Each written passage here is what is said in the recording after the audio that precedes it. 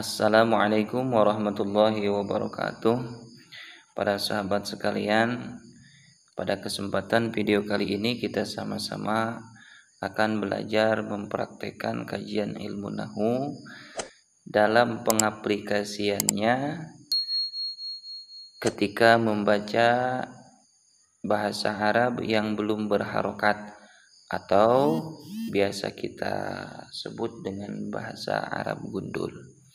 Baiklah, di sini kita akan sama membaca hadis Nabi Muhammad SAW, yaitu at-taibu minadz dzambi kaman la dzambalah.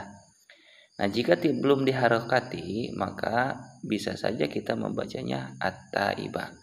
Nah, jika diharokati seperti ini, at-taibu minadz dzambi kaman la dzambalah. Baik. Lalu bagaimana cara kita dapat membacanya secara benar sesuai dengan yang telah diatur oleh ahli nahwu, yaitu dengan membaca at-taibu. Nah, di sini kita akan menjelaskan. Pertama, kita harus mengidentifikasi atau meneliti dulu kata at-taibu. Nah, kata at-taibu ini termasuknya adalah kalimat isim. Kenapa? Karena salah satu ciri kalimat isim yaitu diawali dengan alif lam di awalnya. Nah, untuk selanjutnya, setelah kita mengetahui kalimat isim, maka kalimat isim yang dijadikan permulaan dan tidak didahului oleh huruf jar, maka itu kita jadikan mubtada. Sementara hukum mubtada itu adalah marfu' atau dirofa'kan. Nah, setelah kita tahu kata at-taibu ini menjadi mubtada dan hukumnya adalah marfu atau dirofa'kan, maka kita tinggal mengidentifikasi secara jenisnya kata at-taibu ini apa. Nah, jenis daripada kata at-taibu ini termasuk kepada isim mufrad atau kata tunggal. Sedangkan ketika isim mufrad dihukumi marfu atau sedang dirofa'kan, maka ciri rofa'nya harus dengan dhammah. Jadi kita harus membacanya dengan melafalkan at-taibu. Nah, itulah yang pertama. Baiklah, kemudian setelah kita mengetahui ujung harokat dari kata at-taibu yaitu dengan dhammah, selanjutnya bagaimana ketika kita membaca pertengahan daripada kata at-taibu? Kan bisa saja kita membacanya dengan bacaan at-taaba. Nah, ini kita masuk kepada pembahasan ilmu shorof namanya.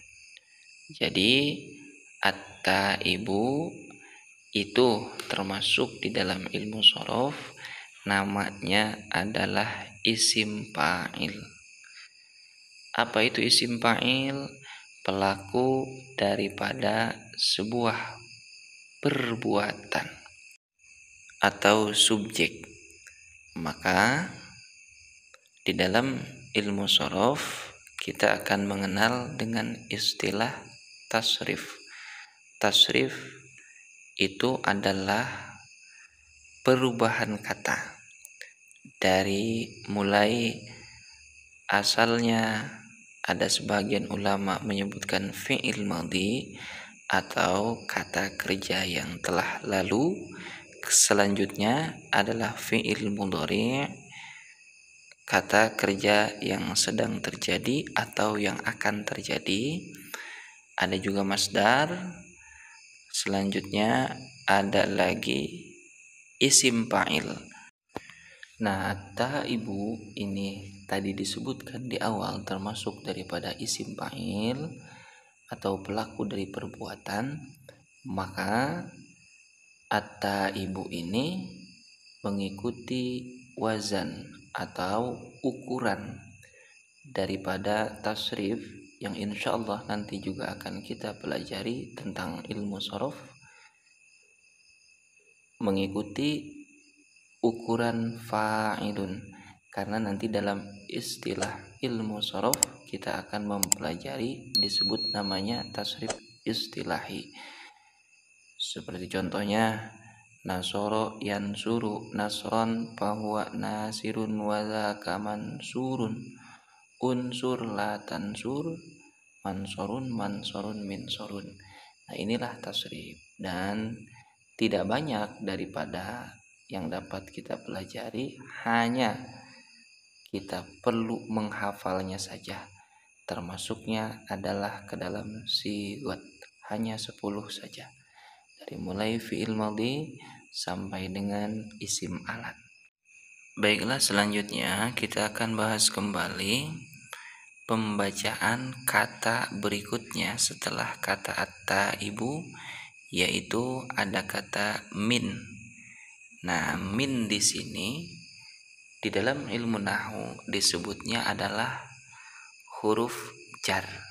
Fungsinya dia menjarkan kalimat isim yang berada setelah min tersebut, yang kemudian kalimat isim itu selanjutnya disebut majrur daripada huruf jar.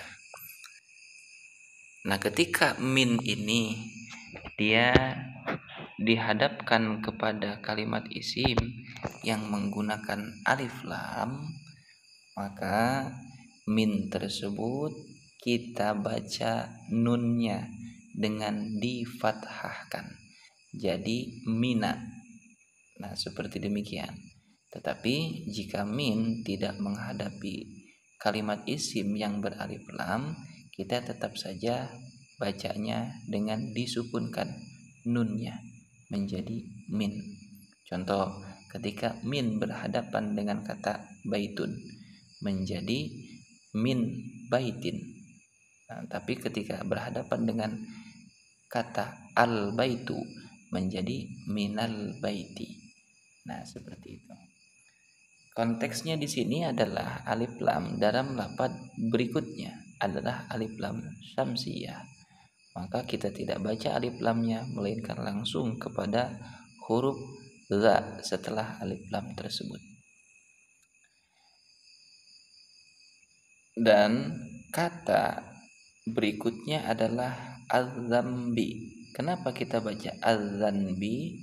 Karena az-zanbi ini tadi disebutkan adalah kalimat isim yang sebelumnya ada huruf jar.